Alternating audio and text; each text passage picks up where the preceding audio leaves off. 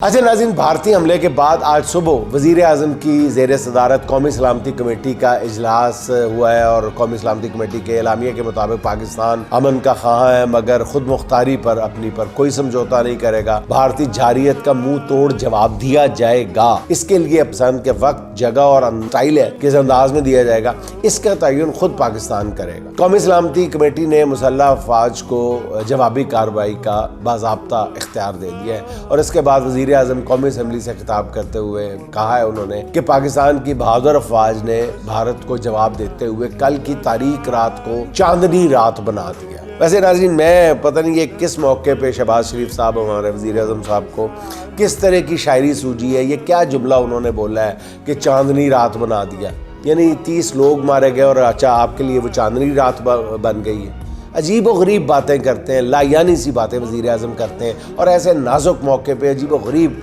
बयान दाग रहे हैं।